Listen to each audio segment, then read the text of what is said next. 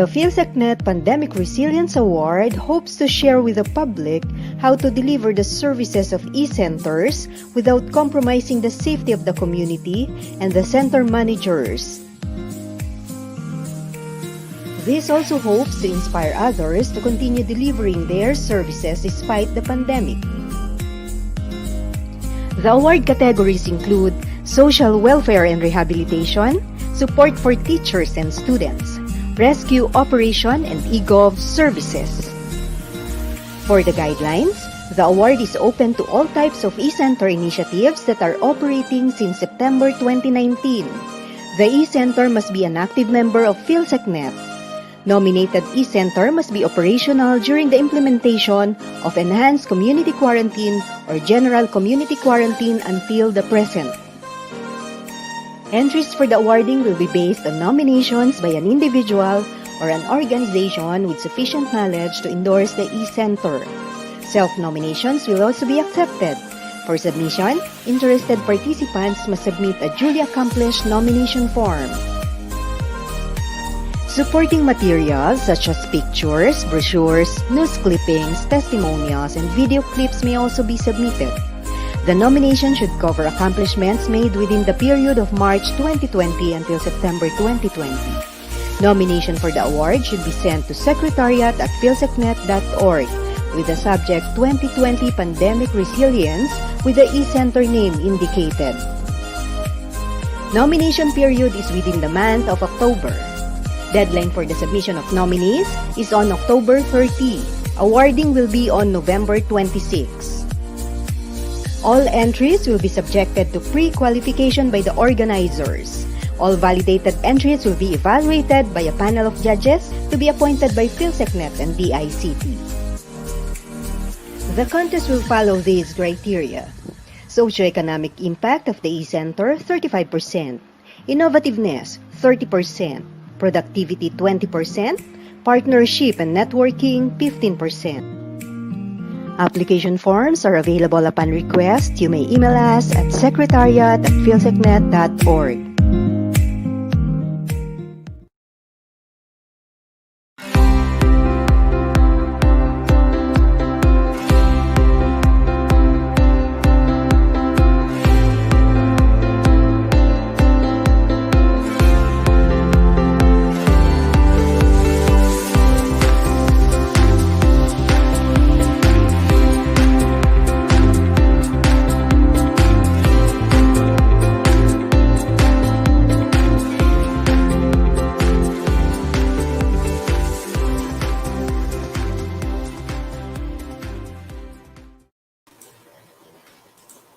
You are now watching the 15th Knowledge Exchange Conference with the theme eCenters in the Digital Philippines for the New Normal.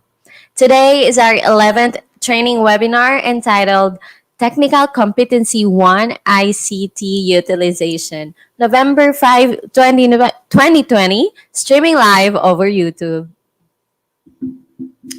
Good morning! Maayong buntag!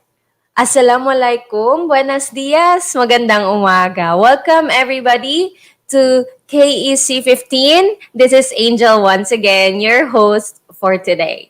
KEC is a gathering of community eCenter forerunners, centers of excellence, ICT for development enthusiasts, government and industry leaders, academe, and everybody involved in making ICT available to communities to exchange ideas, best practices, relevant solutions, and success stories. So good morning po! May we know kung taga saan po yung ating mga participants today? Okay, we have participants from Bukidnon. Good morning po. Maayong buntag. Magandang umaga sa ating mga participants from Taytay, Rizal, La Union, saan pa ba? San Fabian, Pangasinan. Hello, Ma'am Lynn and your staff. Masbate State College, thank you for joining us. Eastern Samar, Cagayan de Oro City, Pasay City, Catarman, Northern Samar. Okay, naapod tayo mga participants from Tagum City, Misamis Oriental. Thank you. Salamat kaayo for joining us this morning. We have from Cebu. Okay. We have from Laguna, Alicia Isabella, Caloocan City. Ayan, good morning and thank you for joining us today. Keep on commenting and also share the link to this stream to your friends, your colleagues, to your mates in the office or to your network so that we'll be able to share the knowledge to all who really needs to know our learning for today. So this webinar, dear friends, as you already know, was organized by the Philippine Community eCenter Network, Incorporated, or PhilSecNet, in cooperation with the Department of Information and Communications Technology. Of course, with the support from the UP, University of the Philippines Open University, the Philippine Council for Agriculture, Aquatic, and Natural Resources Research and Development of the DOST, the local government of Tayabas, Quezon, and San Remio, Cebu. Of course, as well as the Asian Institute of Journalism and Communication, with special thanks to our sponsors, PLDT and Quezon Power Limited. Let's watch these infomercials. Mahigit sa 20,000 na ang confirmed ng PPE Isa sa ilalim na ang Metro Manila sa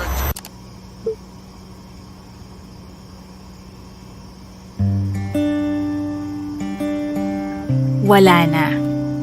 Wala munang mga food court at fiesta. Meron namang lutong bahay. Wala munang window shopping. Meron namang free shipping. Wala munang happy hour. Pero may isang oras pa. Tulog pa tayo. Wala muna yung aircon at only coffee sa office. Pero andyan yung dream office mate natin. Biruin mo, wala munang quiz night, band night, samgyup night, pati videoke night. Pero meron ng time sa family night. Wala na munang pasyalan, wala na munang bakasyunan.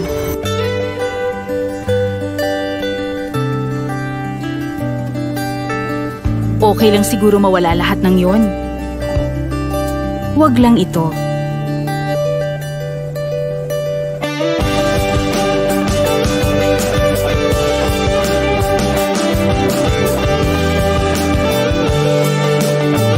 Kasi may mga bagay na walang kapalit. May mas mahalaga ba dito? Wala.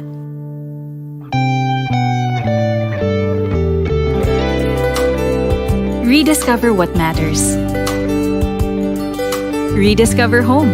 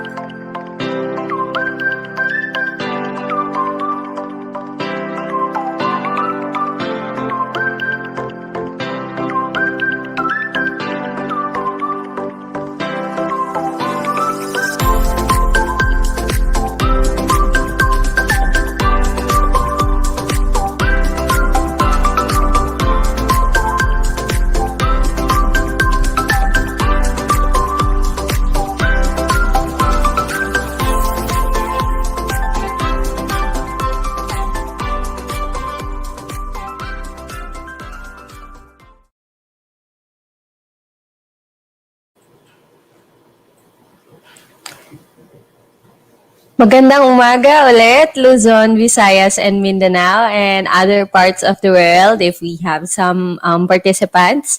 Thank you for joining us today.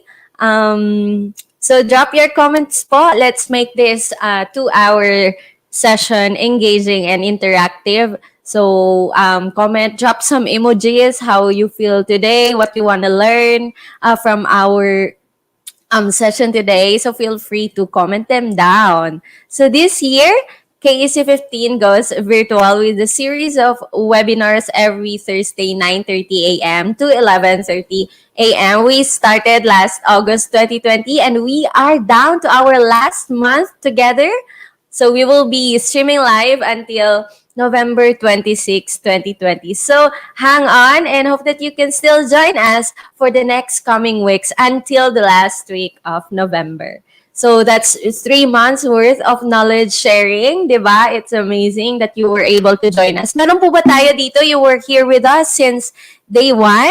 Can you just comment down so we can acknowledge you for your commitment to joining us every week?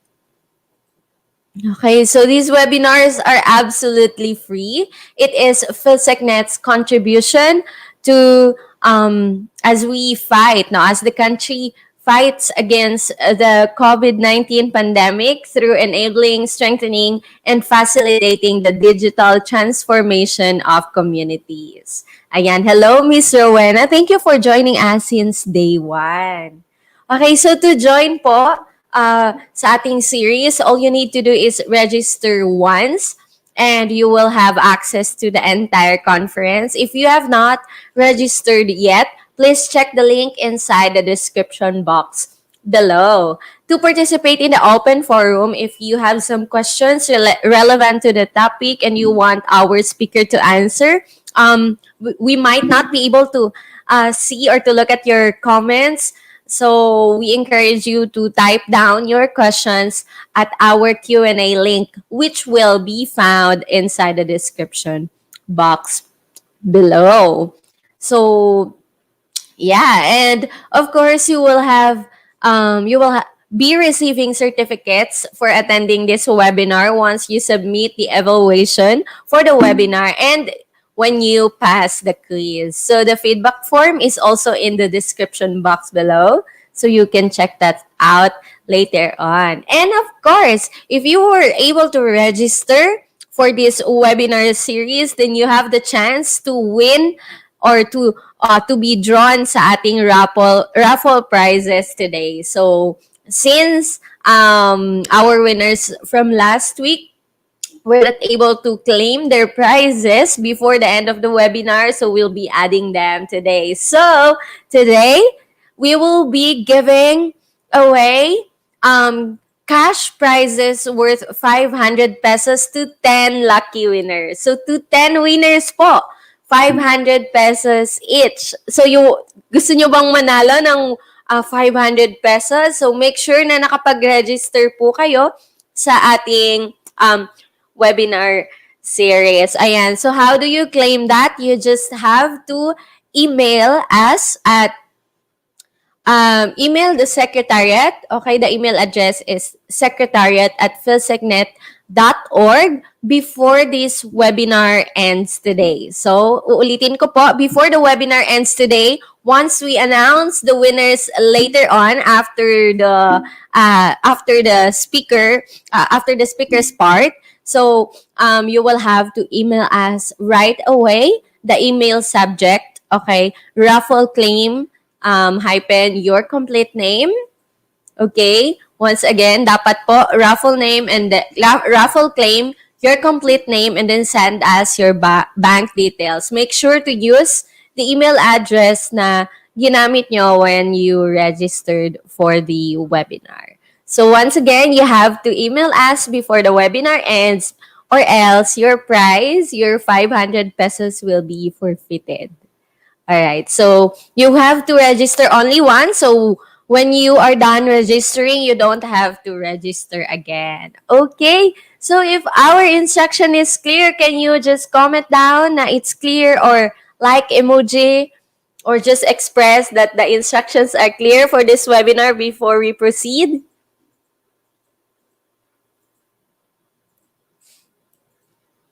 Okay, I'm waiting for just one person to tell us that it's clear.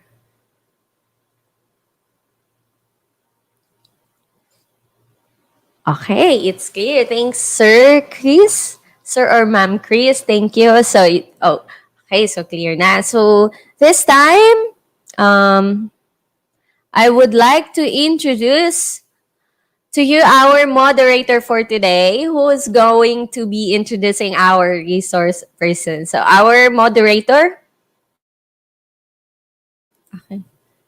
Our moderator is an instructional design consultant for distance education with 11 years work experience on flexible learning, which spans national and international scope. Through CIMEO Inotech, he has 14 years combined work experience as professional teacher, educational manager, and school head, 11 years worth of experience as part-time university lecturer. He is also a consultant for quality systems manual for Philippine Association for Professional Regulatory Board members and um, Professional Regulation Commission. So since 2019 of September. He is an author and editor of books. He's an on-call trainer and resource person for DBPI and Mary Lindbergh International. He's also a technopreneur at Ideal Prime Ventures International Incorporated. He has served as consultant to various organizations like the PRC and the Philippine Association of Regulatory Board Members, Inc., UNESCO National Consultant of the Philippines, MFIT Values Education, UNESCO Bangkok, and IIEP UNESCO Paris. So, ladies and gentlemen, please welcome one of PhysicNet's board members representing the Asian Institute of Journalism and Communication, Professor Pier Angelo B. Alejo. Thank you. Thank you so much, Angel, for a modest introduction. Good morning, everyone. Good morning, Miss Angel, and to the whole team of the Knowledge Exchange Conference 2015. And 2020, this is the 15th KEC. So, my job today is to introduce to you our resource person for the 11th webinar. As we promised, KEC 15 gives to our viewers, our members of PhilSecNet, training webinars with specified training competencies. Now, for today's webinar, we now discuss technical competency number 1, the ICT utilization. By the end of this webinar, participants are expected to learn 3 things. First, to identify and utilize appropriate hardware and software for the different needs of the eCenter. Second, explain the importance of security, legal, and ethical issues associated with ICT utilization. And third, plan the preparation and implementation of schedule for maintenance, repairs, backup, and updates in this whole business of ICT utilization. Without further delay, friends, ladies and gentlemen, please allow me to introduce our resource person. Our speaker is currently a provincial officer for DICT Zamboanga del Sur. He is the main man in the provincial office, as he is a certified Microsoft Office specialist, a cybersecurity focal, and a certified data protection officer, level 1. Friends, ladies and gentlemen, please give a warm welcome to Mr. Roderick H. Cruz. Good morning, sir. Pierre, thank you very much for the introduction. Good morning to our audiences. Maayong buntag. Buenos dias sa lahat po at magandang umaga po sa lahat. I hope you're having a good day. I hope everything's perfect this day po. Thank you very much for the invitation. Thank you very much for considering me as one of your subject matter experts. I cannot sir, no, I cannot tag myself as an expert and still a student. Even though marami na rin mga training, I'm learning kasi still continuous. So, as we go on through life, we continue to learn. So I'll be talking more. Na-mention na po ni Professor Pierre, our very competent na moderator for today, the topics that we're going to discuss. Aside from that, we will be discussing more. Pasensya na po, I lost my green screen kanina. So I'm just using my background muna ngayon, black background siya. Maybe if we can have a very short break later, pwede kong maayos yung background. So, pasensya na po talaga na wala po yung green screen ko. But nonetheless, very grateful po for the opportunity. Well, the KEC 15 has been going on for 15 years. For the past 15 years, nag-start po ito, it's very small during KEC 1.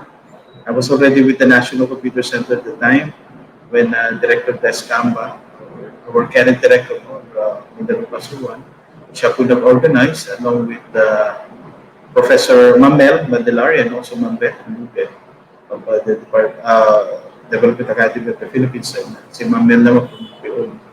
They were the one to have, they were the trailblazers with regards to community centers, and also they were the first to organize the Knowledge Exchange Conference. So I'm also very honored to be part of the KEC.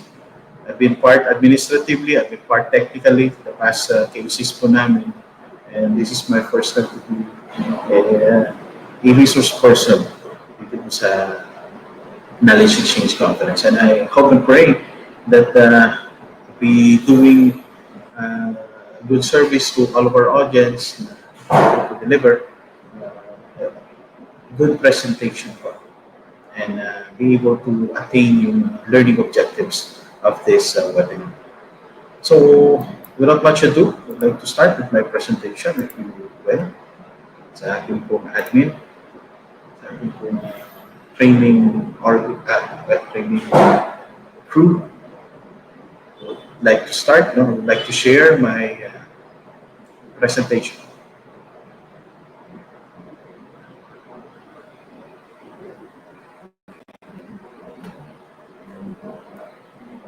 Clear po ba? So,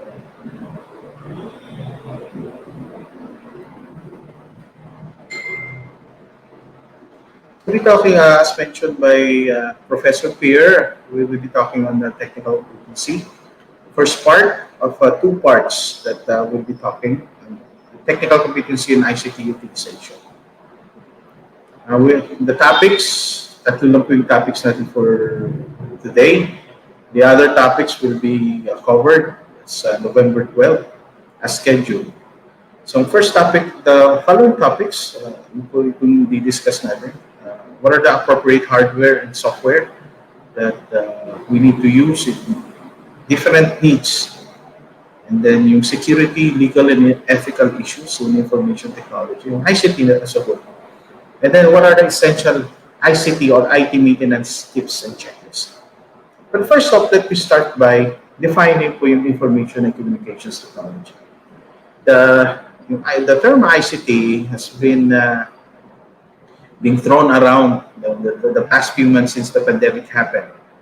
Parating naririnig natin, we always hear about ICT, we need more, we need to improve the ICT infrastructure of the Philippines, especially po yung internet connectivity.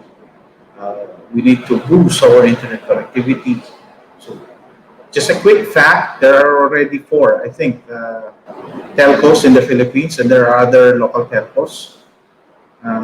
Well, some of the major telcos that we have, we already know the 2, Globe and PLDT Smart. So we have 2 more. I think If I remember, aside from Dito, there's another now Telecom is already in the Philippines. This is a European consortium, while Dito is a Filipino-Chinese consortium. Hopefully, with more telcos coming in, our ICT infrastructure, especially network, internet infrastructure, will really improve. There are already plans, or there is already a bill in the Senate. It's a pending bill that will require all telcos to uh, boost internet speed in the country by uh, by providing a minimum speed, which is around I think 10 Mbps. That's under the bill. Currently, the minimum internet speed in the country is around 256 kbps. So it's only enough for an individual, but it's not enough for streaming. It's not enough for game. Uh, it's mostly for talaga on just browsing. But when it comes to streaming, I don't think the 256 kbps is enough. So the bill, hopefully, it will be passed before the current administration steps down, and that would greatly improve. Aside from that, the DICT also has programs and plans to improve our ICT infrastructure, infrastructures in the country. We have the National Broadband Project, and also we have the free Wi-Fi, free public Wi-Fi, the free Wi-Fi public places, which is also supported by a law, and also the free public Wi-Fi in Places Act, and also we have the government network, or the GovNet, which for my province will be implemented I think next year. Well, in Zamboanga we already pre-implemented the GovNet, with around at least 88 agencies being connected through fiber optic, through FOC. Okay, so let's define what ICT is first. Diba? Do we have really an idea of what ICT is? Very simple lang naman po yung ICT. It's a broader term for IT, or information technology. The ICT refers to all the communication technologies. This includes po internet, all the components that make communication work, digital communication work. So ito po included na yung internet, wireless networks, so cell phones, mobile phones, computers, of course, hardware, software, middleware, video conferencing, social networking, and other media applications. What does these components enable? It enables the users to access, retrieve, store, transmit, and manipulate information in digital form. So that's what ICT is. Just to make it simple, ICT are all the digital components needed to be able to access, to be able to retrieve, also to be able to transmit information. I hope the definition of ICT is already clear to all. So, much broader ito. So, there's a difference between information technology and information and communication. There's a fine line between the two terms. Also, I would like to introduce muna the current status of ICT in the country. This is this statistic. I think some of you may already be aware of these statistics. This statistic is being aggregated and consolidated by Hootsuite and also by We Are Social. So we will be looking at some of the data trends that people use. Some of the data and trends that people use, like so internet, so mobile, social media, in the Philippines. So as of January 2020, these statistics, the data are from 2019, aggregated, as mentioned, aggregated and consolidated by We Are Social and Hootsuite. This convo is available online. You can just search for it. So it's very important that we cite our sources of data, or sources of information, or sources of data. So the Philippines has a total population of 100.8 million, with 47% of the population are in urban areas. Out of the 100.8 million, there are around 173.2 million mobile phones. So that equates to around 159% of the population, from the population. Uh, some of you might have around two or three, some one lang. So mixed na po ito. That includes smartphones and also dumb phones. How many internet users are there in the Philippines? All forms of internet access, mobile, broadband, DSL. There are around 73 million people. 73 million of the population has access to the internet. 2014, I think 5 years, 6 years ago, there are only 27% has access to the internet. Right now, I think we've improved somehow in terms of ICT infrastructure, or internet infrastructure. So 73 million of us now has access to the internet. And also 73 million of us has social media accounts, be it any form of social, or any platform, and a social media platform. So we have Facebook, we have Twitter, we have Instagram. So around 73 million. I think this is more. more with the pandemic, I think there are more people active online, especially in social media. Now, in terms of device ownership, mobile phone of any type, around 94%. Smartphone, 93% has smartphone, or non-smartphone, around 14%. Laptop, 67%, especially now that the students needed these devices, these mobile devices like laptop, tablets, and mobile smartphones. In particular, not dumb phones, but smartphones. So around tablet naman, this statistics is around, again, as mentioned, the statistics, the data from the statistics are from 2019. So wala pa silang specific, though they already have the data for 2020, but they haven't categorized it by countries. So yung data that I'm using are 2019 data po ito. Okay? So that as of 2019, or as of January 2020, 40% of the population has tablet. So you would see that the Filipinos are really more tech savvy, increasing the number of our people have access to these devices, especially sa internet. Well, below, it includes mga smart TVs natin, if you have that at home, monitor, smart TVs, Android TVs, and then games console. Well, not all of us prefer a game console. Most of us really prefer desktop or laptop when we play games, or even smartphone. But most of us really prefer smartphones.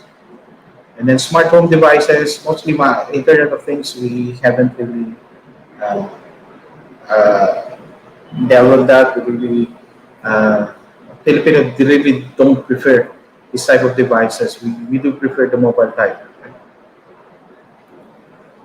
Now, with regards to the daily time spent with media, the Filipinos spend around, the average Filipino spend around 9 hours and 45 minutes using the internet.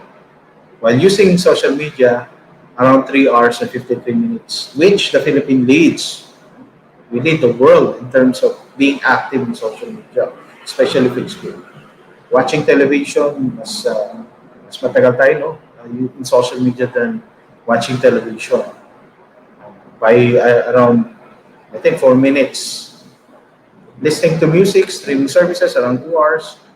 There are a lot of us already subscribe to streaming services like Netflix. For music streaming, we have Spotify. And then using games console, as mentioned, we really don't prefer game console. We prefer more of mobile type, like smartphones or laptop, and play games. Excuse me. So these are the daily time spent, the number of hours, the number of minutes we will spend using these devices and accessing the internet. So mobile internet use naman, around 70.45 million per population has access, no, to mobile internet thanks to 3G, 4G, now that 5G is already in the country. There are already SIM or mobile devices that are 5G capable. There are already tablets or laptops that are already 5G capable 2 years ago pa. 5G capability of some of the devices like laptops. Okay. So mobile internet users, we have total internet users of 97%. User accessing via smartphones, around internet access via smartphone, 95%. And via feature phones, those are dumb phones, like some of the older Nokias. Though they have 3G capability, or I'm not really privy if some of them has 4G capability. Average daily time spent using the internet or mobile devices, 5 hours and 11 minutes. Now, these are the most visited websites in the Philippines, especially if you would look, Google is at the top. Let's say we use Google as our main web crawler. So we have web crawler then, but you can a web crawler search engine then, but you can still consider Google as a web crawler. It's a search engine where we're able to any subject that we want to research on, we can use Google. There are a lot of search engines already coming out. We have DuckDuckGo if you want better privacy and searching the internet, surfing the web. I would suggest you can also use DuckDuckGo as an alternative to Google. Microsoft has Bing and Bing. And then number 2, most visited website in the country is Facebook. Social media platform. The most, I think the Philippines has the most number of Facebook users in the world. I think we're number 3 or number 4. I haven't checked the recent ranking, but included top 5 would be Vietnam, and then the Philippines. Then YouTube, of course, YouTube for streaming. Now, this is another issue in the country because we spend a lot of time in accessing the internet, even though we really don't have that fast internet connectivity. But we spend a lot of time surfing. Now, the Philippines has been in the top, I think, number 1 in terms of time spent in accessing porn sites. Pornhub, a free porn streaming service. They provide free streaming service for porn contents in Pornhub. Yearly comes out with statistics on in terms of searches, in terms of time spent by country, in terms of the demographics, male-female ratio visiting their site. So the Philippines has been consistently at the top since 2017. I think 2016, 2017, 2018, we've been consistently at the top. I just checked a while ago if we're still at the top in terms of time spent in watching porn. We're already number 2. Thailand has already by around, I think Thailand is at the top by around 4 seconds. Yeah, 4 seconds. Let me check my statistics again. It's around 4 seconds lang yung difference between the Philippines and Thailand in terms of time spent watching porn. Now, in terms of women to male ratio, female to male ratio, the Philippines is still at the top, followed by Brazil. 35% of women in the Philippines still watches porn, around 35 to 36%, while the remaining percentage are male. Okay? Just goes to show, no, that the Philippines, even though we do have a very slow connectivity, we still have time to access these smart materials. Yahoo is also at the top 5 search engine. Twitter, a social media platform. Google.com.ph, a country URL, country URL for Google. Roblox for gaming. This can be accessed through mobile devices like tablet or smartphones. And then XNXX is another porn site, okay, similar to Pornhub. They provide free streaming services. And then, of course, the Filipinos love to uh, shop online. So we have Zalora, and then we have Lazada.com.ph. There are other, like in social media, we can also do our shopping. In social media, there are, I think, group sites that offer anything, accessories, apparels, even food are being sold online, okay, being sold on social media. But with all of this, okay, just before I proceed further, I would like to give you quick facts. Social media users in the Philippines are, again, as mentioned, are the most active. So we're averaging around 3 hours and 53 minutes on social media every day. So the global average for daily time spent on social media is only 2 hours. So we're ahead by around an hour. 1 hour and 31 minutes, accounting for more than 1/3 of our total internet time. But yeah, we do spend a lot of time, but are we aware of the do's and don'ts? Are we aware of our security whenever we are online? Have we already have we thought of protecting ourselves whenever we are online? Or mas kwan tayo, mas preferred natin to be exposed. Being exposed, also, what I mean about being exposed is ano ba yung mga contents that we post? Do we divulge a lot of information when we post a content on a social media platform?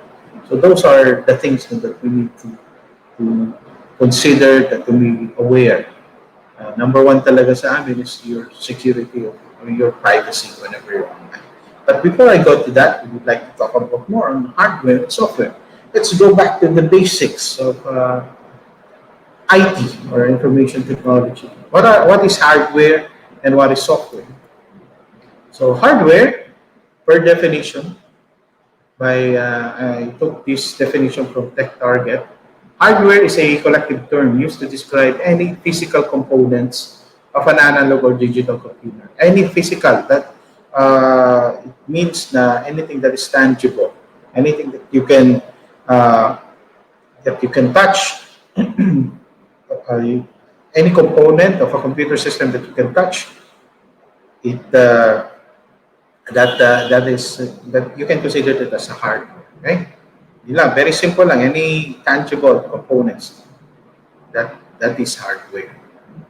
So what are the examples of a hardware? There are two categories of hardware. One is internal and one is external. In any item, dalawa talaga yan. We have internal components and the external components. So what are the internal components of a computer system, for example? So we have the motherboard, we have the central processing unit or the CPU, we have the random access memory or the RAM, we have the graphics processing unit or GPU, and then for storage, we have the hard drive, which consists of a platter and moving parts, and we have the solid state drive, which is wala siyang moving parts or talaga siya. If you see an SD card, right, yung mga storage devices that are CF cards or SD cards are similar yung solid state drive. And then, of course, we have the optical drive. I don't know if some of you are still using optical drives or use CD to store information or DVDs to store information. Now, for the external hardware, we have the monitor, of course, the LED monitor. I don't know kung may CRT pa ba tayo. Then we have the system chassis or the computer chassis. We have the keyboard, the mouse, the printer, and external storage. And so just going to breeze through. So hindi naman kailangan natin to delve on this on the hardware. So kung lang natin, just a refresher lang for us. Marami na kasi rin tayo mga training. We do the old NCC, current, the ICT is conducting a lot of training. Even TESDA is conducting training on hardware repair. So we have the motherboard, which is the main circuit board. We have the central processing unit, which processes all the information that are being coded. Then we have the RAM, which is a volatile storage, meaning it needs power to store information or to retain information. Once you turn off your PC or once you turn off your computer, all the data that are stored sa RAM, mawawala lahat yan. So, volatile storage RAM or temporary lang yung storage yan. Especially when you're, like for example, I'm presenting, I'm using PowerPoint. I'm also streaming online. So it depends on how big your RAM is. I'm using a 16 gigabyte. I do have a 16 gig RAM. So I can do more tasks. I can do tasks simultaneously with a bigger memory. And then we have the graphics processing unit. It's speed up lang naman 2D and 3D images. It's either integrated with the motherboard or you can also buy a separate GPU or graphics processing unit or graphics card. And then we have the storage. So these are the non-volatile storage. We have the hard drive. We still have a magnetic head. We still have a platter. And then we have the solid state drive. As mentioned, it doesn't have any moving parts. So it's faster. It's more reliable and has less power consumption. And of course, the optical drive. Okay? It can read through laser assembly. It can read these drives like CDs and DVDs. Of course, the monitor. Monitor, what is it? An input or output device? I'm not going to wait for an answer anymore kasi alam niyo naman po. Monitor is one example of an output device. Right? So we have the system chassis, output meaning anything that are being processed in your PC being reflected or being shown in your monitor.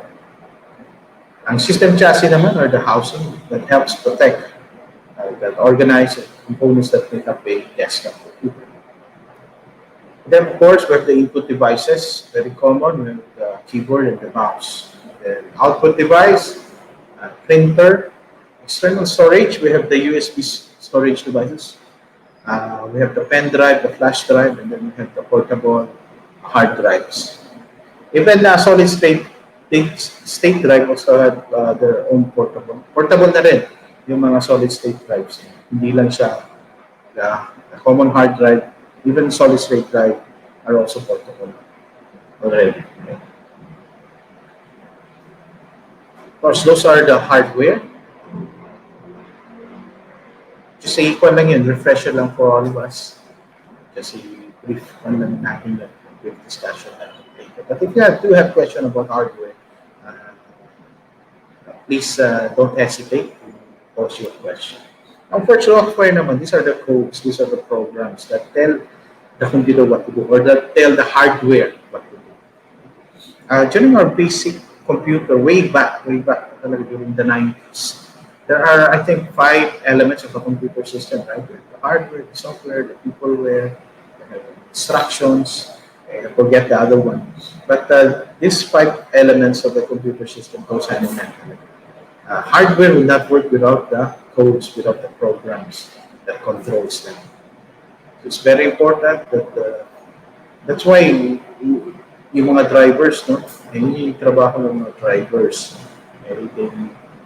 they tell, provide instruction to the hardware. So ano ba yung software? These are codes, programs, or instructions that tell a computer what to do. Okay? Software, as mentioned, comprises a set of programs and procedures and routines associated with the operation of the computer system. So ano ba yung mga... We have 2 categories of software. We have 2 categories. We have the proprietary, and then we have the free open source software. I'm going to talk about first in open source software. When you talk about open source, the source code is available for customization. Pwede mong gawin niya, you can customize the source code. That's why it's called open source, and it's also free. So we have free open source like for graphics, we have GIMP, no, as an alternative to Adobe Photoshop. For operating systems, we have alternative for Microsoft Office, Microsoft Windows, we have Fedora, we have Ubuntu. And then for Microsoft Office naman, we have Office Libre or Open Office. Now, the other category of software is the closed source or the proprietary.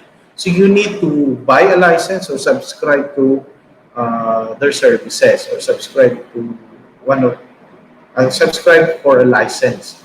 Like sa Microsoft, we have the Windows, the most popular operating system.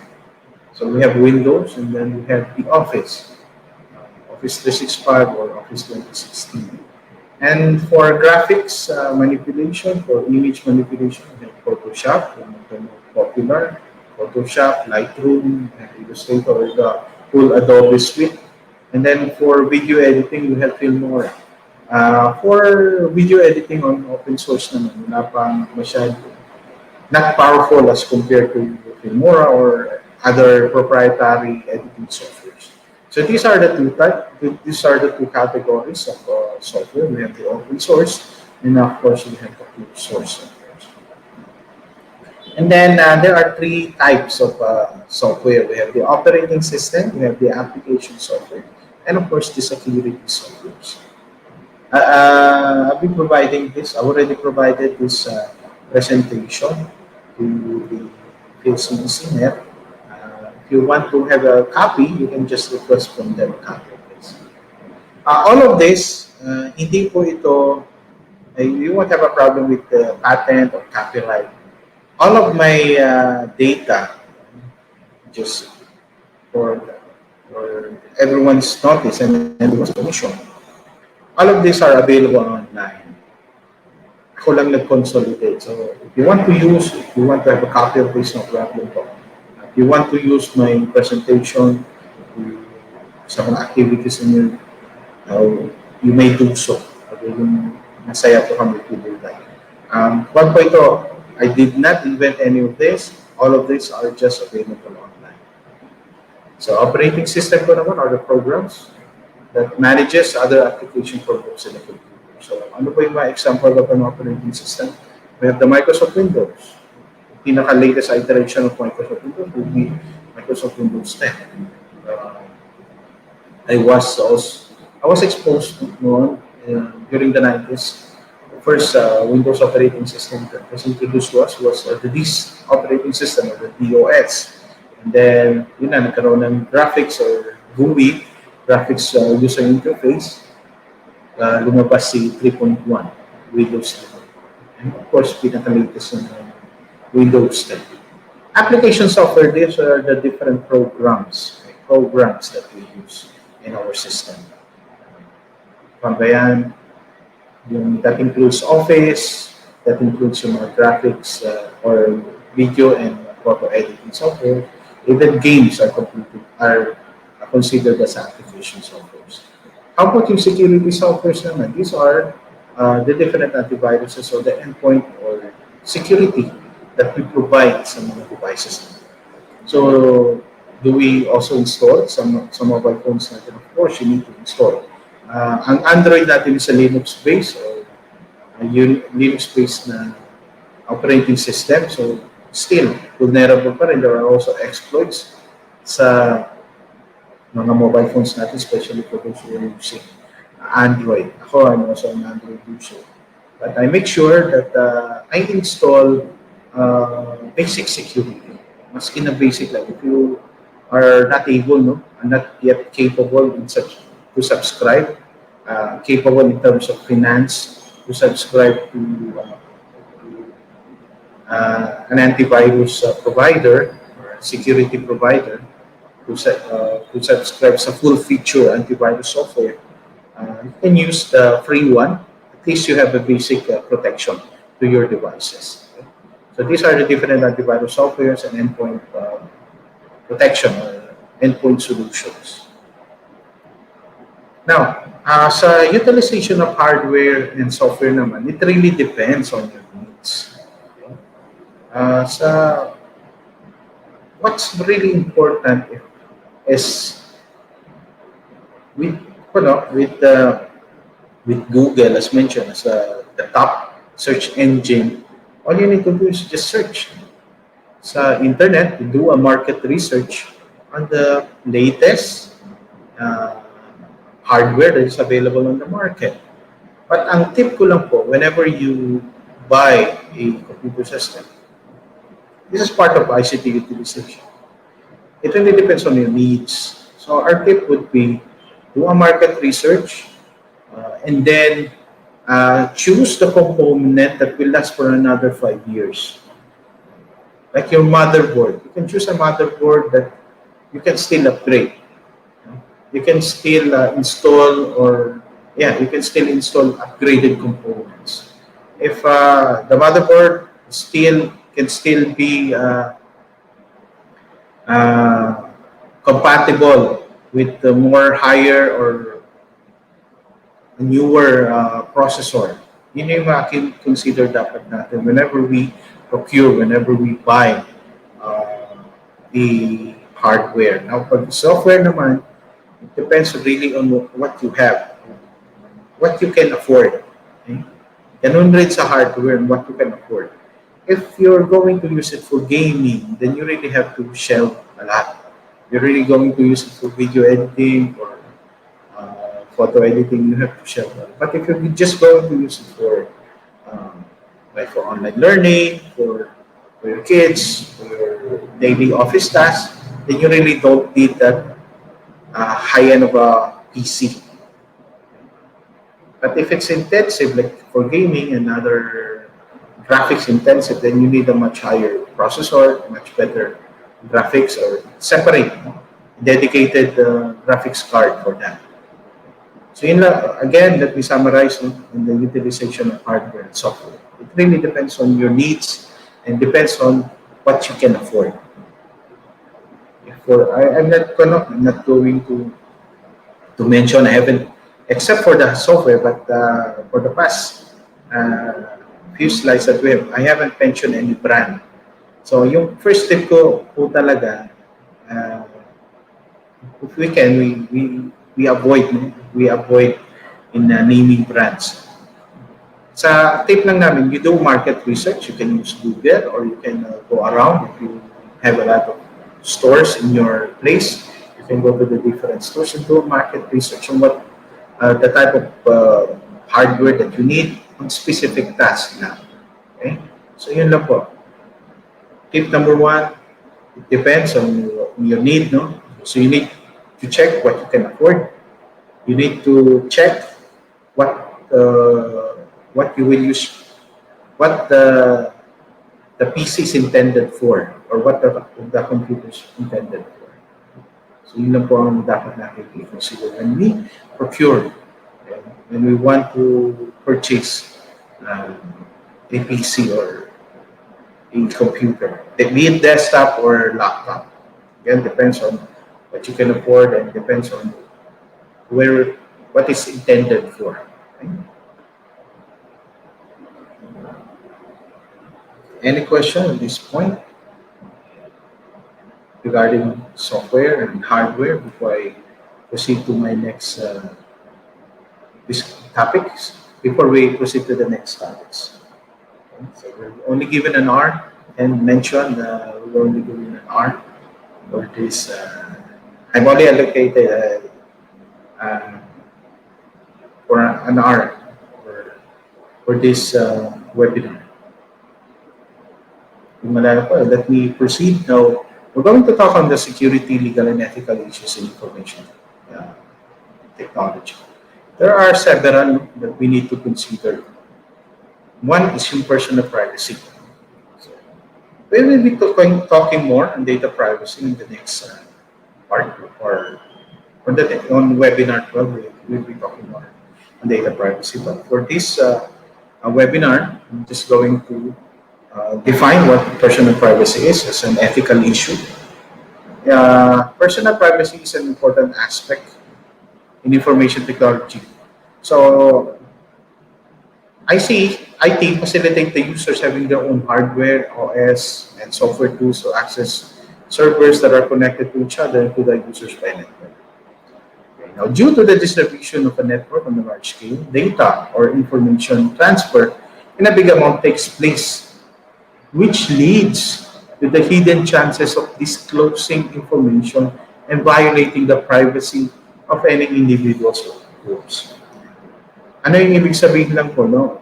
Since the pandemic happened, the Philippines, before the pandemic happened, most of us are already exposed really to the different cyber threats. So we are more exposed to risks and threats.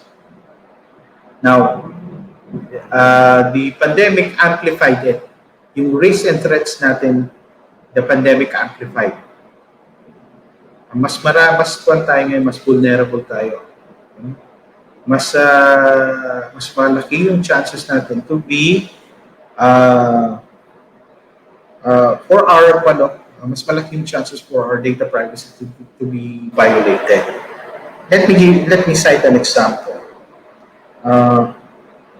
I know we're aware of these apps, yung mga lending apps na nag-propagate. I think it happened 2 years ago or a year ago, nag-propagate itong mga lending apps. Mas maraming nag-subscribe to these lending apps. So ano ba yung ginagawa ng lending apps? Before they approve your loan, they would require you to provide your personal information or personal details, personal data to them. And then these personal data are stored in their servers, be it cloud or physical server. So they have access to your personal data. And what do they do with it? You won't believe me when I tell you that some of these lending apps, unscrupulous lending apps, they sell your data. Kung minsan kasi that's why yung iba dyan receive ng text that we're offering this one, we're offering loans, we're offering this. Okay. Pinibenta yan ng company. Okay? Para aware kayo. Aside from that, they would use your personal data. They would use the access, because you provided them access to your contacts. They would use the list or your contacts to harass you in paying para makabayad kayo, paying your dues to them. So yun yung nangyayari, mas exposed tayo. Aside from that, a lot of us are using more social media, right? Sa mga students naman natin, if they're going to use social media, then provide personal data sa kanila. Provide personal data on any of their posts, divulge any information on their posts, then you're already violating the personal, you're already violating some provisions of the data privacy. So it's very important that we are aware of the do's and don'ts. We're going to talk about it more. We're going to discuss it more in the next webinar, webinar 12. But for now, I'm just going to make you aware yun yung ginagawa. So the more that we are exposed to ICT, the more we are also exposed to the different cyber threats, to the different uh, risks that involves different groups rin. So, ito lang yung point ko sa inyo. Yun nga, there is also a big chance yung mga accidental disclosure. Yung ginagawa, those are not accidental, but those are, I think, talaga. Those are some of the practices. They sell your personal data. So, again, just would like to give you some few tips. Our personal data are our own. We don't need to divulge it to anyone, especially when we are in social media. Aside from that, we also don't need to divulge our colleague or any person, no? Personal data without their consent. It's very important that we have that consent. For example, we have a friend, may kagalitan tayo. If we divulge the personal data online, then you can charge under the Data Privacy Act. So you be careful, you're already violating his rights or her rights. So yun lang, right? Personal privacy. Aside from that, whenever we post something online, we don't, again, paulit-ulit namin sasabihin, don't divulge unnecessary information. If you're going on a holiday, if you're going on a vacation, you don't need to post it na we're going with the family, so we're going on a vacation. Just post the vacation after. Okay? After you already had your vacation. You post pictures about your vacation after you had your vacation, not before. Kasi it tells a lot. When you post something about it, it tells a lot. Aside from that, do not post any IDs, do not post any personal information that can be used against you in the future. Prevalent yung identity theft. Currently, very prevalent yan, identity. Okay. Next would be yung access right. So ito yung mga rin,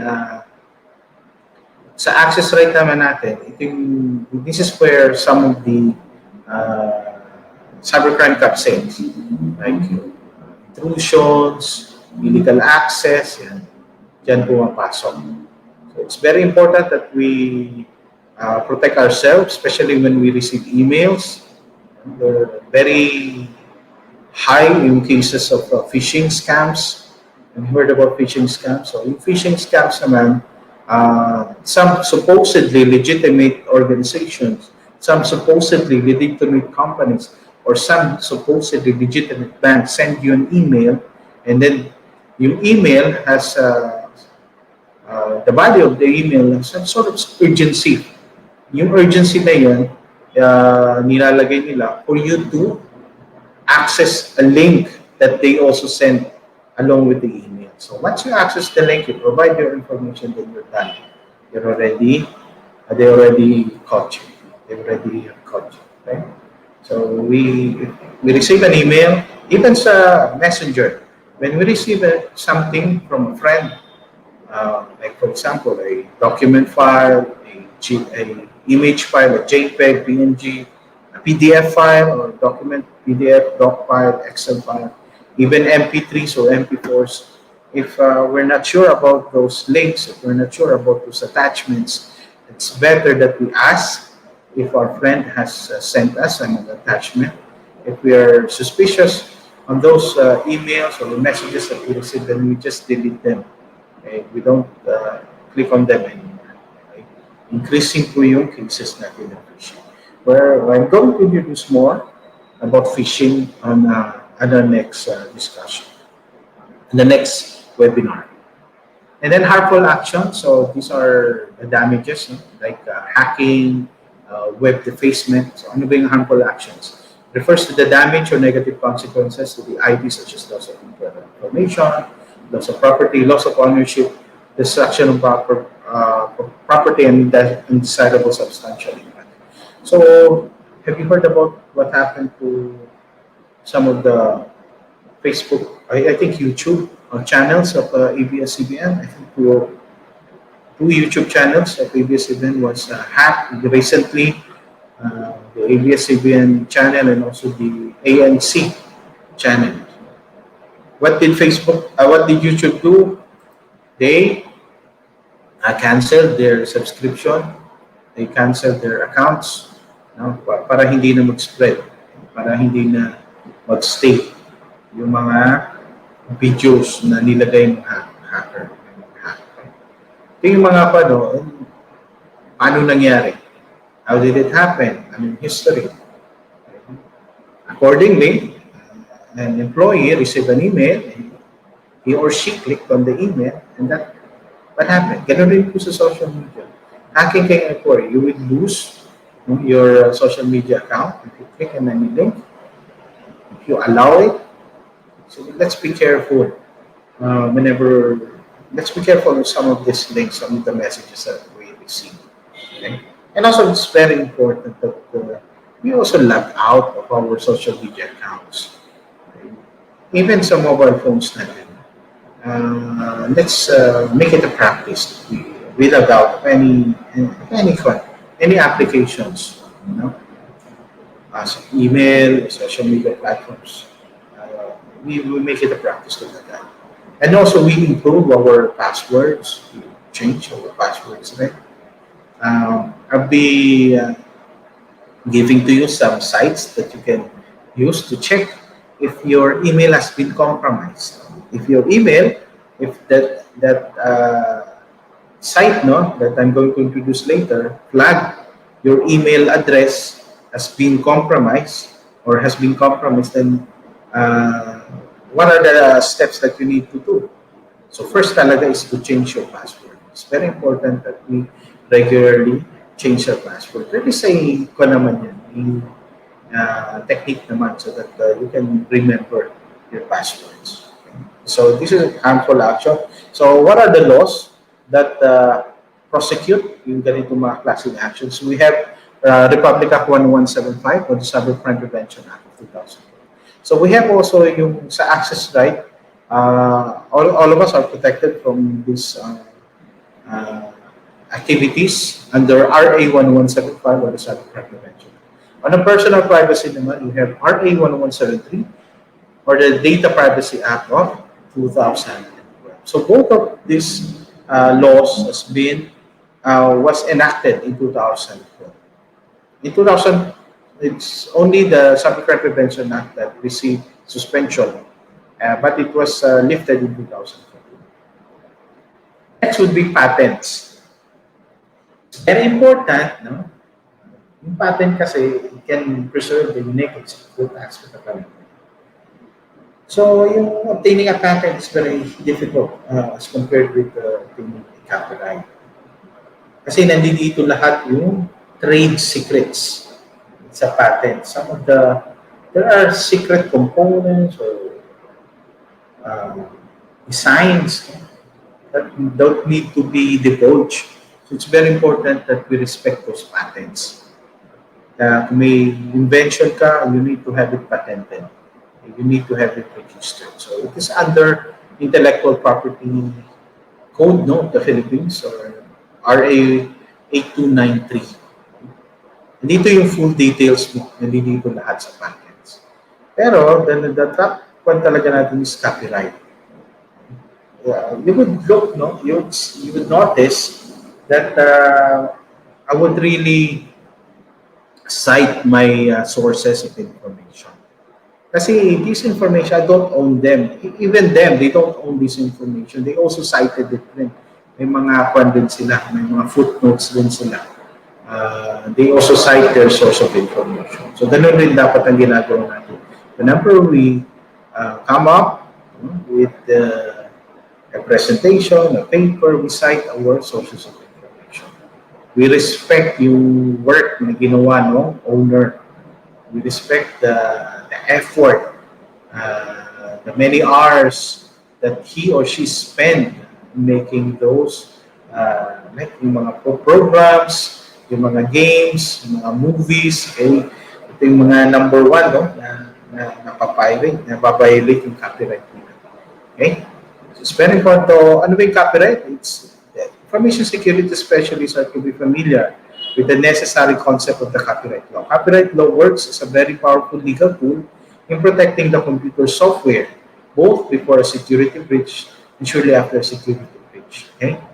So, it protects the rights, no? The developer of the software or the designer of the system. Okay? It's under RA 8293. And of course, yung piracy. Okay? Yung piracy, makikita po natin yan. Ano ba yung form of piracy? I'm not talking about piracy sa ICs, like in the southern part of the Philippines, piracy is prevalent. But what I'm talking about here is mostly software piracy. By yung violation natin, ever since, matagal lang mahilig ang Pinoy na mag-violate sa, well, number one, intellectual property, and also, yung piracy also falls under Cybercrime Prevention Act, especially if it's software piracy. Anong good example ng piracy na? Yung pag-download sa mga torrents. We download movies, we download softwares like games and other applications. Okay? Yan, sa mga movies na yung mga sa torrents or P2P, yung mga peer-to-peer sharings, or yung mga file sharing na application or file sharing sites. Kung hindi siya or it's not legally obtained, then you can consider it as a pirated software or pirated copies. So piracy is an activity which is the creation of illegal copy of software is made. So, sa amin lang, we have the OMB, or the Optical Media Board. So they have their mandate to catch and prosecute those who are found in possession of pirated copies of movies or even pirated softwares. It's also violation din under RA 1175 of the Cybercrime Prevention Act. Going to talk more on Cybercrime Prevention Act in our next webinar. So ito lang, I would like to make everyone aware, in downloading from torrent sites. There are torrents that are legal, like mga documents, but there are torrents, most torrents are pirated. Be it magazines, even books, mga books, mga e-books, scanned copies of books are being posted sa mga torrent sites. Mga movies, application softwares, these are pirated. These are not legally obtained. So if you can, we have laws protecting mga owners ng mga kanan, ng mga software or movies na yan. So, it's better that we iwasan na natin sa pag-download para hindi rin tayo makasuhan. Some of our offices, hindi naman natin makakaila that some government offices think this is pirated software. But I think most government offices now are doing something. They are subscribing, they are procuring licensed softwares. So we have the Philippine laws on intellectual property. So we have RA 8293, we have RA 165, the Patent Office, then we have the RA 166, the trademarks and registration of trademarks and trade names, and then of course yung Presidential Decree number 49, the Decree of the Protection of Intellectual Property. So you can go to their website, IPCO, Intellectual Property Code of the Philippines, may sarili silang website. You can just search for it and then you can read. So maybe I'll just provide you a PDF copy. Available lang kasi siya online.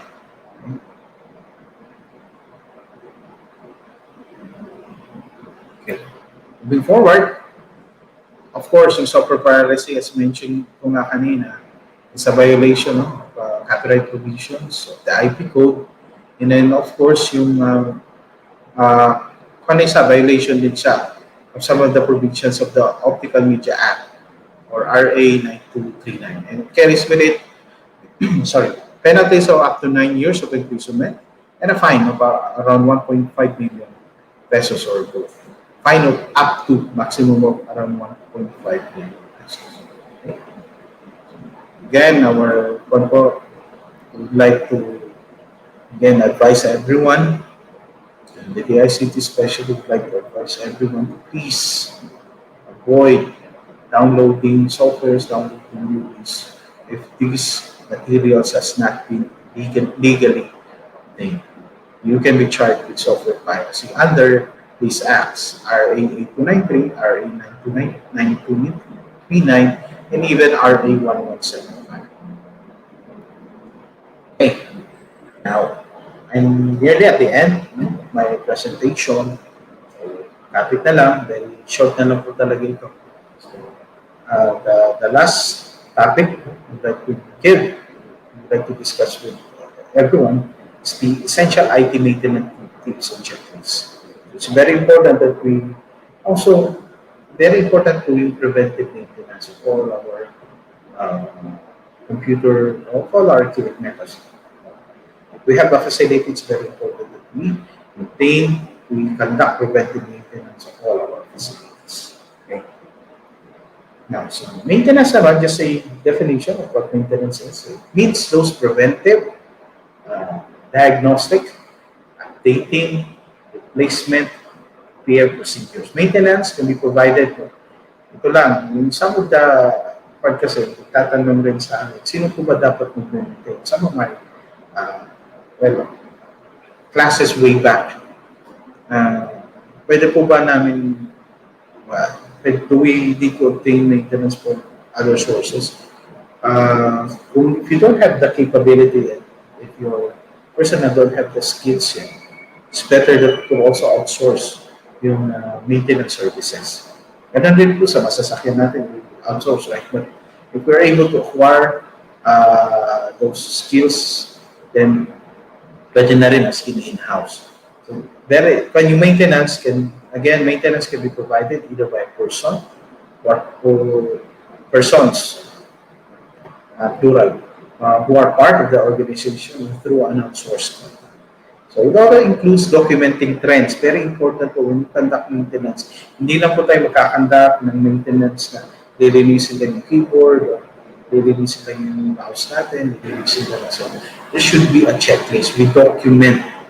Very important po we document our activities. So we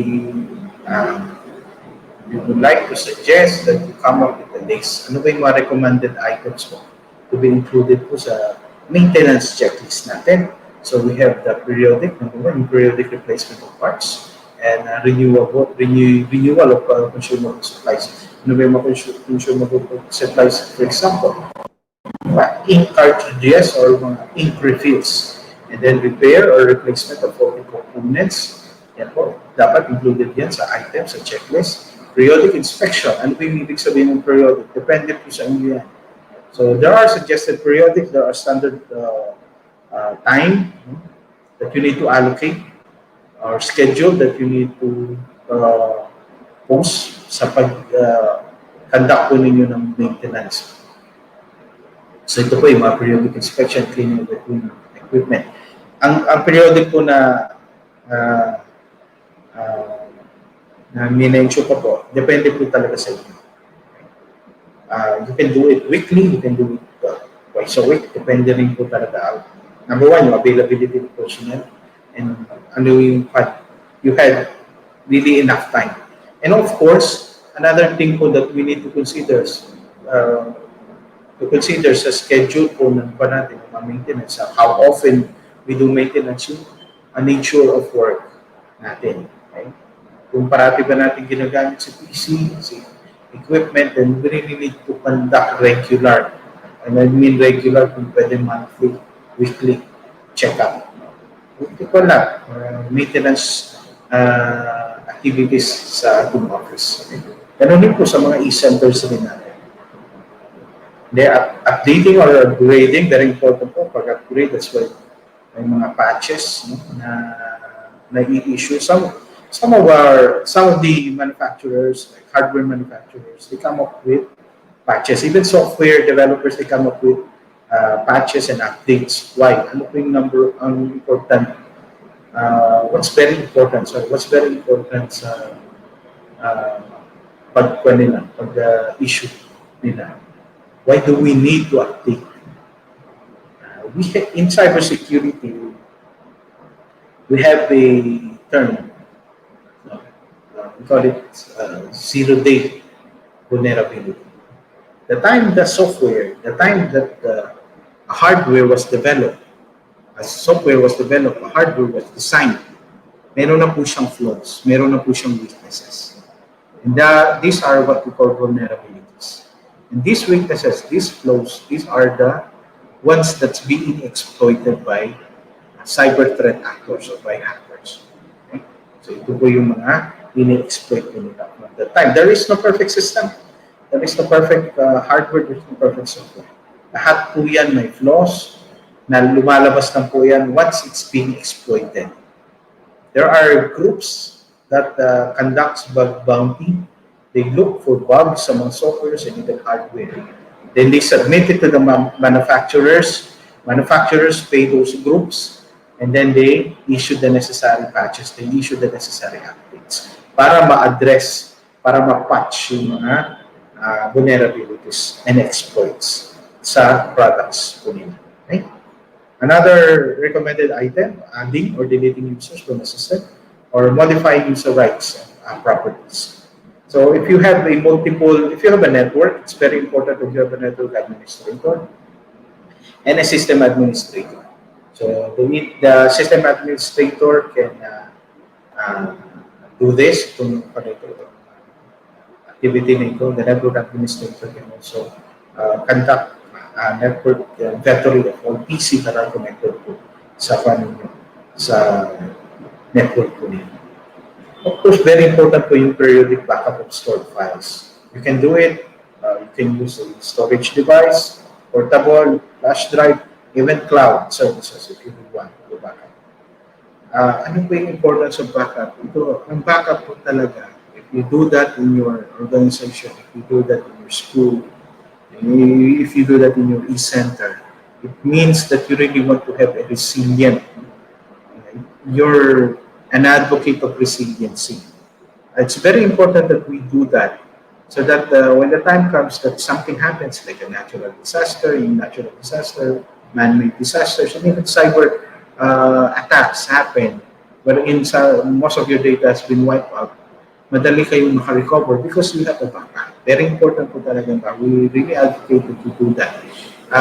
Hindi lang po na one backup or two backup.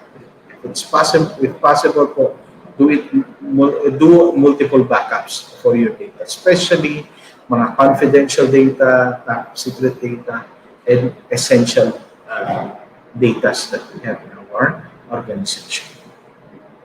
Then, of course, monitoring the condition, very important po talaga. We monitor the condition and functionality of all our equipment. And we check if they're still working right.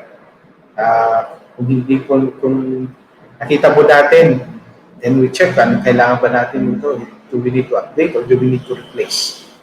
Do we need to update or look for patches or baka may mga updates siya online? Or do we really need to replace?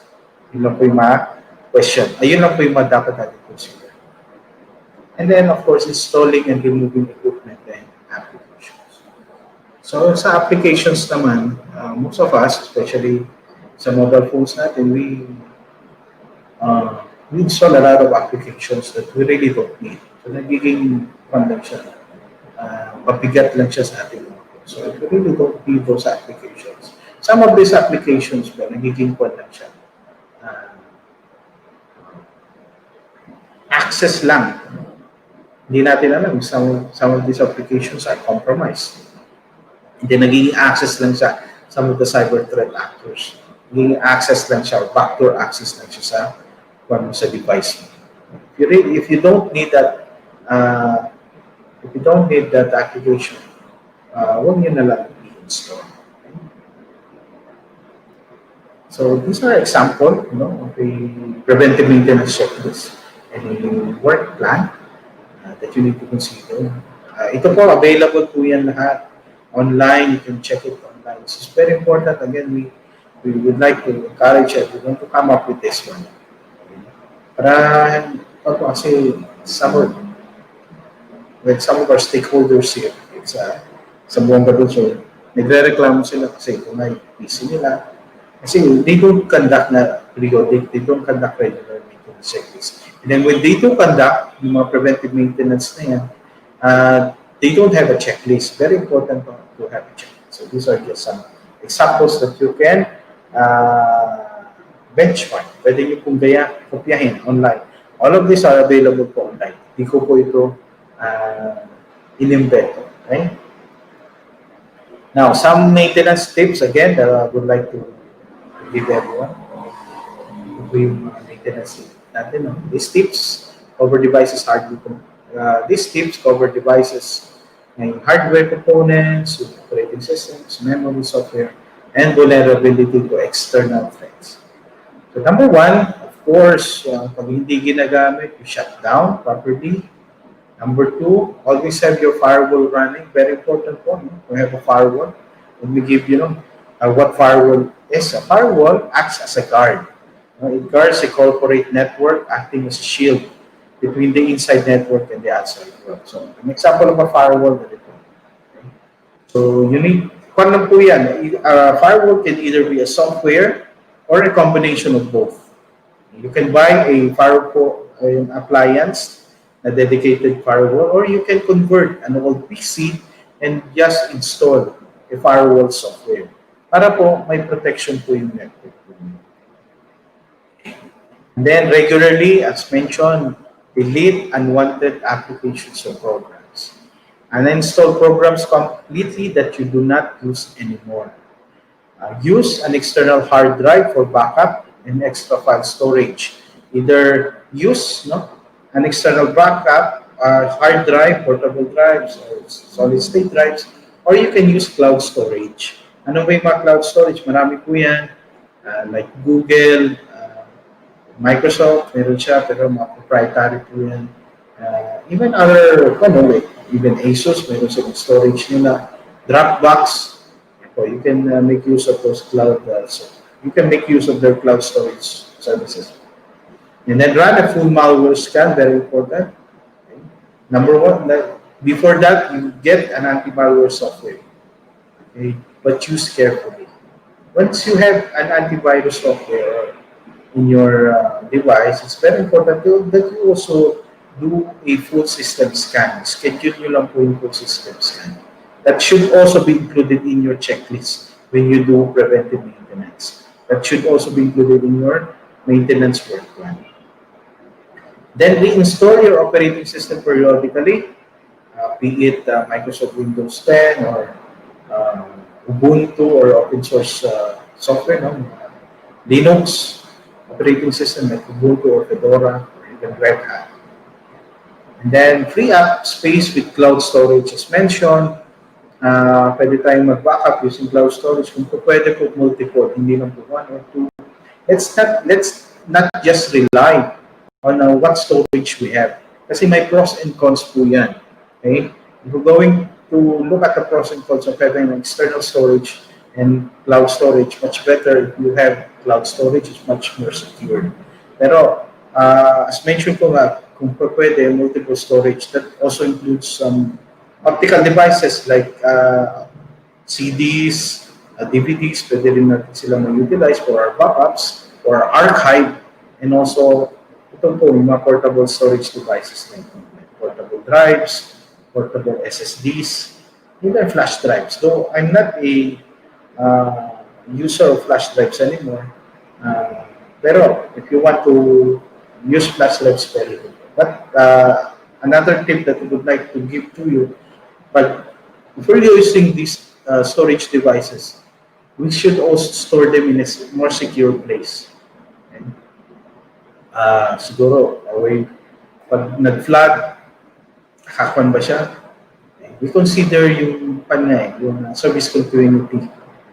Whenever any disaster happens, be it man-made or natural, we should consider yung service continuity of our organization. Kailangan maayos na nakalagay, ma-backup natin sa cloud, kung sa sa storage devices siya, saan nakalagay yung storage devices. Okay? So just some tips lang that we would like to give that. Okay? So already 5 minutes over my time. Po, I just would like to remind everyone that we still have another webinar on November 12th. That's a technical competency. We're going to talk about data privacy protection and cyber security. For your questions po, sa open forum po natin, we're open for questions. So thank you for your time and thank you for listening.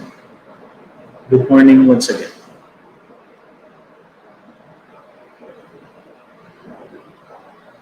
Wow.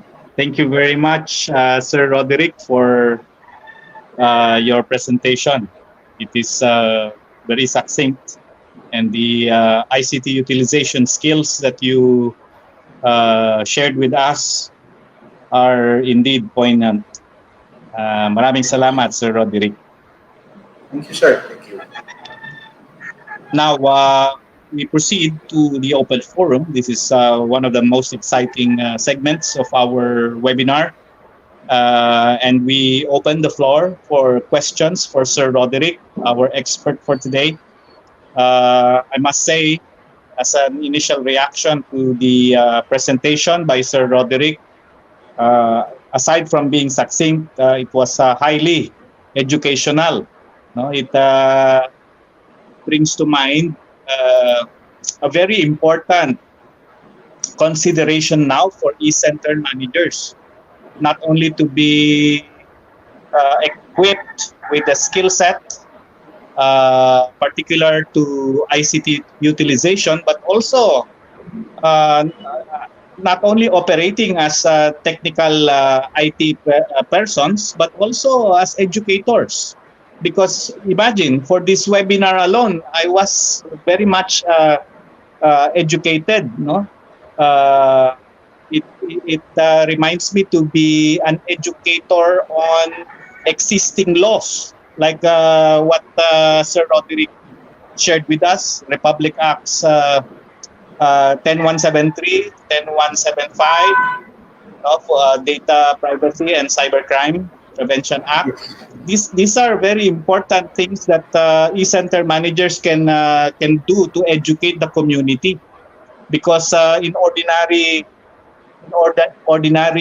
dispensation of the services there,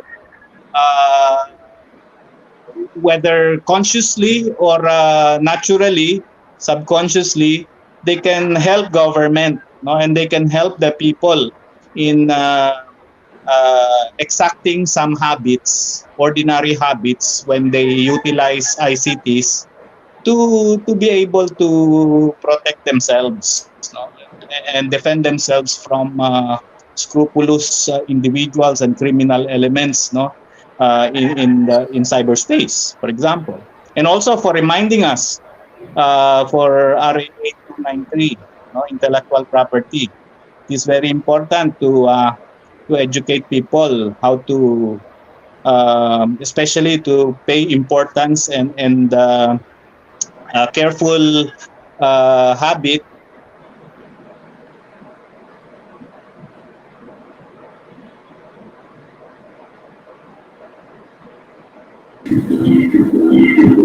Hello, sir.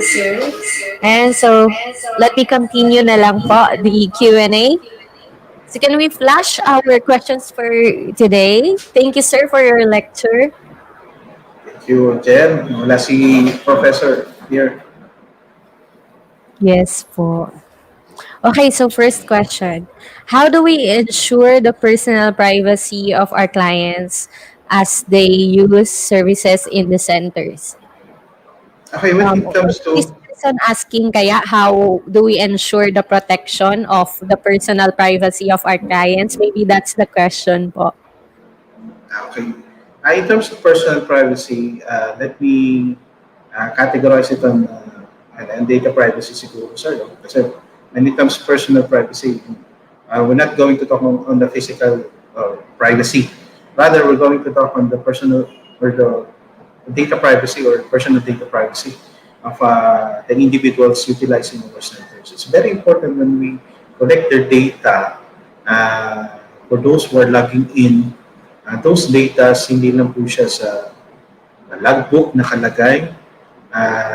Kasi may one of the ng physical OTP, yung Organization Technical Physical Measures that we need to also implement in our center, we need to, may provision po doon under physical measures na clean table policy. Okay. If we're going to use a logbook, so we need to keep the logbook, hindi lang po siya nakalagay sa table. Somebody should be able to keep the logbook, monitor the logbook, kasi manual yung pag-collect natin ng data. Okay. If we're using a software in collecting those data, we also need to consider saan naka-store yung mga data na yung personal data. Siguro 10 years ago, maybe recklessly pwede natin gawin yan, iwan lang yung logbook, sige lang yan. But all of us are not protected by a law. So we should follow po kung ano yung provisions na sa batas na yun. Don't worry, we're going to talk about it more sa next presentation po, sa next webinar namin. So, suggestion lang po namin is that whenever you collect data from your clients, it's very important that we protect those. Especially sa logbook, hindi lang po siya available sa mesa. We're going to let them log. Kung meron pong form that they also fill out, kailangan may privacy notice rin po sa form. Okay? We're going to talk about it more. Bibigay ko po some of the templates na available po na in-issue po ni National Privacy Commission. So pagdating naman po sa physical privacy, yun lang, mayroon lang ng konti. Pero we're talking here yung sa personal privacy at the context of data privacy po yung sagot ko po sa inyo. Maraming salamat po. Hope na clear po kayo ito.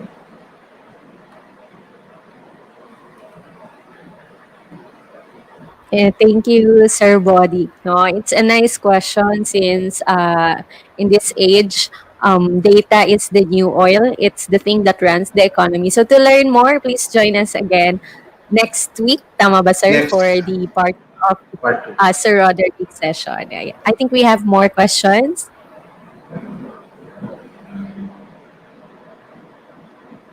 Yan, data privacy na naman. In securing privacy issue, is there any best practice in implementing technical security on server or systems? Yes, sir. Or ma'am, na nagtanong. Yes, may standards po that we need to follow. We're going to give you some of the standards. I'm just going to look at my notes po, yung some of the ISOs. I have it with me. Please na may mga questions.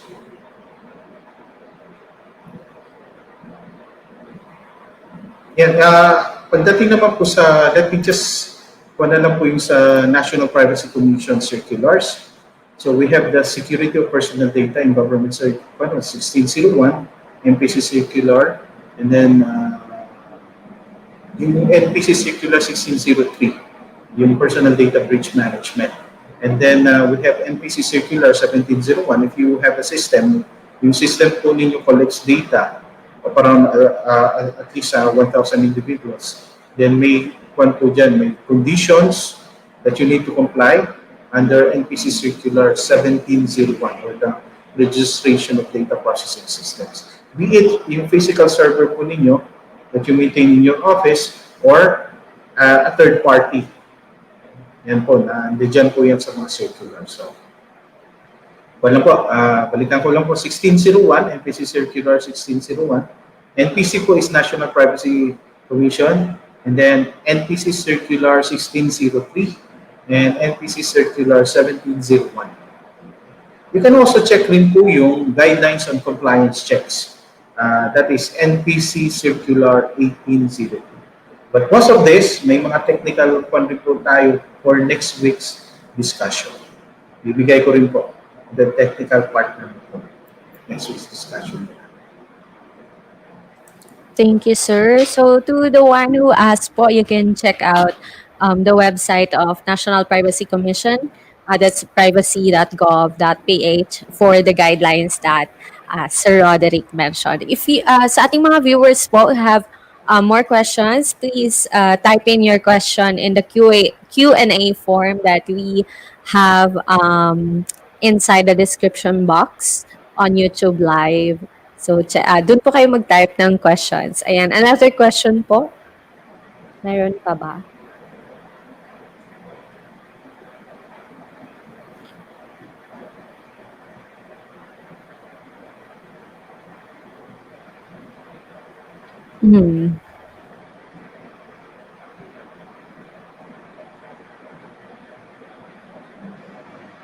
Okay.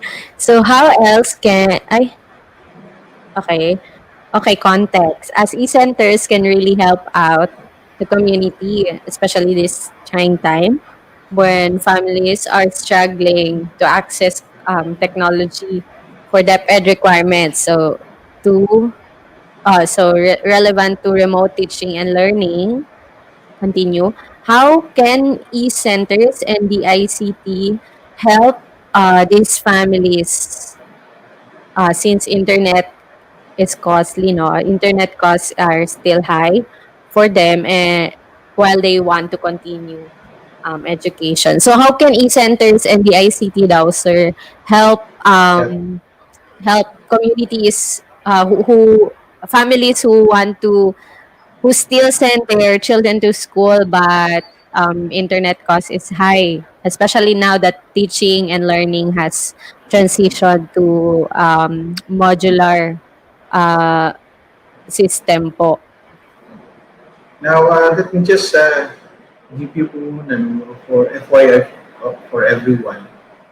Our current secretary, Secretary Dong Nasa, has already gave his marching orders to all regional offices to make sure that Tech4ED Centers have internet connectivity. So we've already done that in our region, our cluster. For sa province ko lang po alone, I have a number of centers here under our MIS or Managed Internet Services Program have access to the internet. And these centers are already providing connectivity to the community. Now, depende po kasi sa center kung paano po nila i-strategize sa mga indigent families, how they categorize. Depende for eCenters that are under the local government, can come up with a strategy and categorize families and come up with schedules so that they can access internet connection sa eCenters. Sa mga eCenters po kasi namin, these are free Wi-Fi's. Hindi po siya connectivity lang for the center, but these are free Wi-Fi. So even at the sa area, within the area ka lang ng center, you can already access yung internet connection kasi these are may mga access points that are installed in your centers. So kung naman sa DICT, continuous pa rin po yung free Wi-Fi program that we have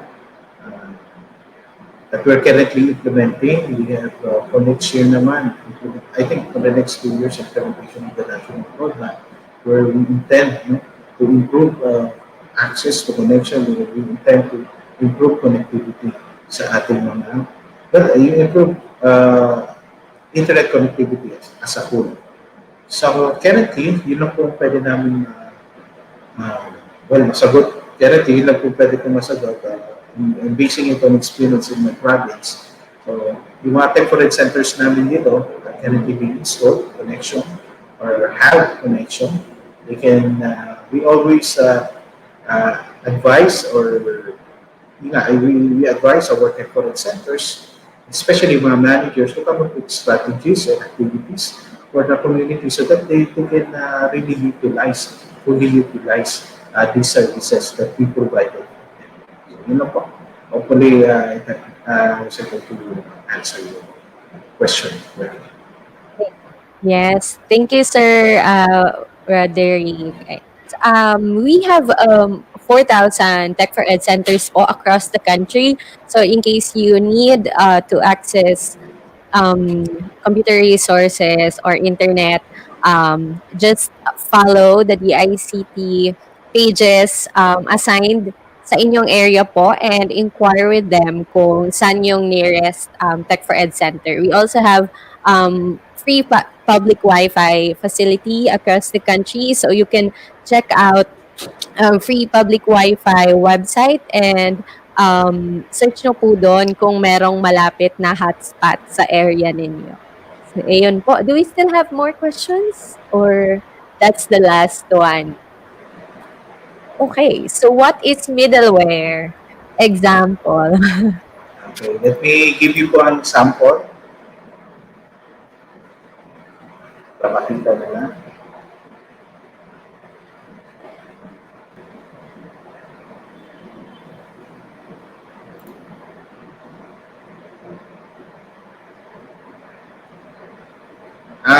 Ang pinaka-best example po, ito po yung mga, ang trabaho po kasi ng middleware, it makes it easy for a developer to use an existing platform. Okay, for example po, pinaka-good example of a middleware, yung Android. Diba na-mention ko na po yung Android, that is the Android operating system that is powering most of our smartphone. Ang ginawa po ni developer ni Android is he used yung Linux operating system.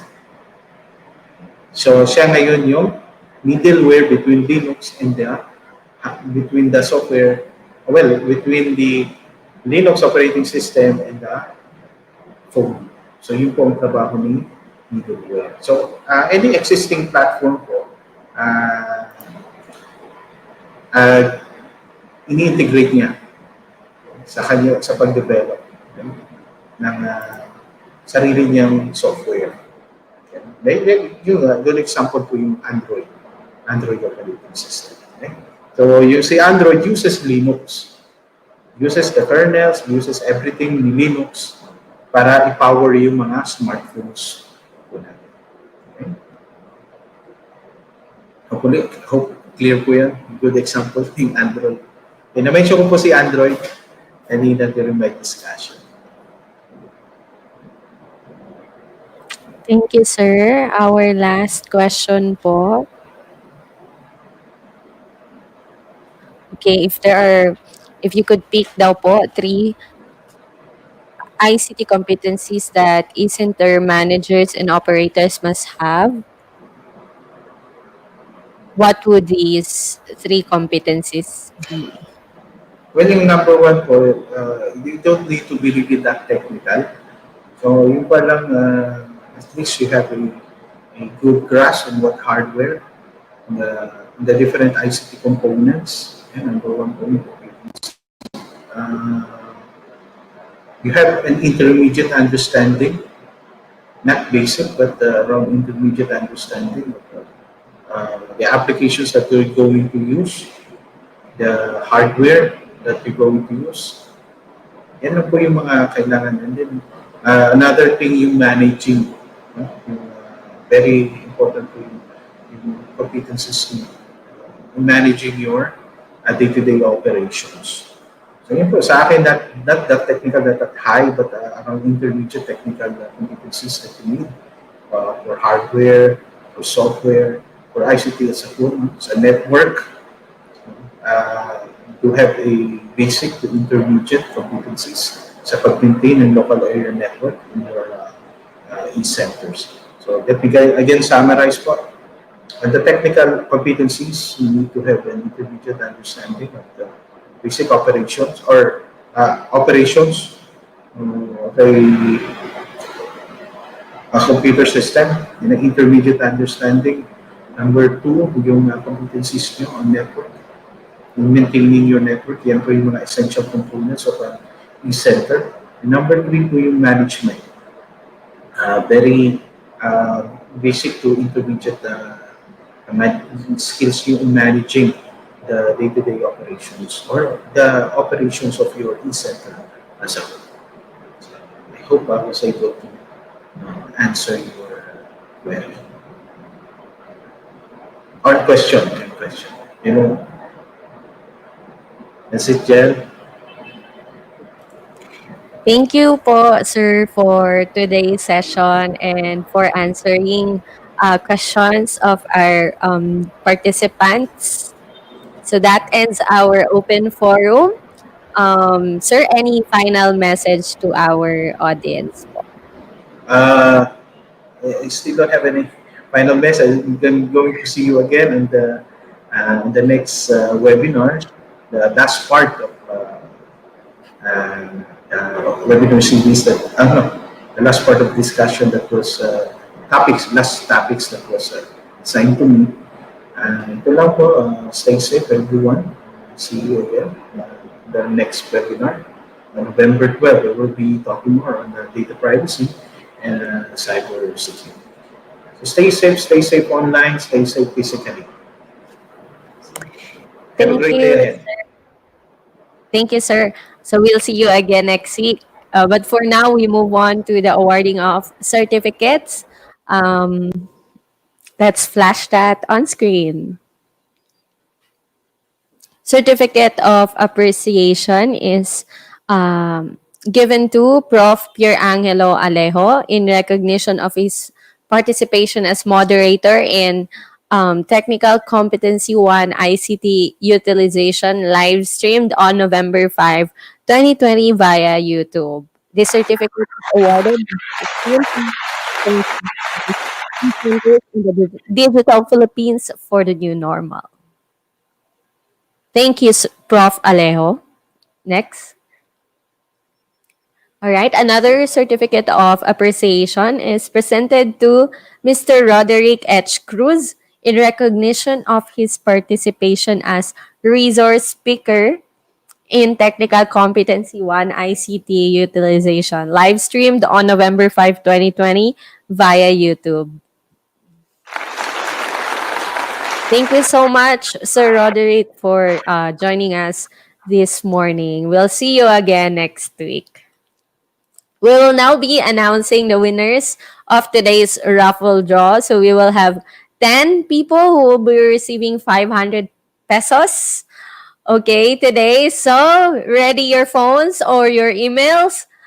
Make sure to email us before we end this webinar so that you won't forfeit your prizes. So if you fail to email us before we close this webinar today, your prize will be given to someone else next week. So to claim your prize, send us an email at the secretariat@philsecnet.org. Use the email subject raffle claim with your complete name and be sure to use the email you used during the registration. Send us your bank details also. Also, please take note that PhilSecNet will never ask your PIN number or your password or your OTP. We're only asking your name of bank and your account number so that we'll be able to send you the 500 pesos. So if you receive some emails or text messages asking for your PIN or password or OTP, so please be sure first before giving away or don't give it away at all. Okay, so our winners for the cash prizes worth 500 pesos are as follows. All right, congratulations to Jocelyn Lorenzana, Evelyn Sunico, Ruben D. Ballester Jr., Maria Teresa Remula, and Miss Marilyn Castellan. They will give you a few seconds, okay, to screenshot that if you want to. Make sure to email us, okay? Are you already on your emails?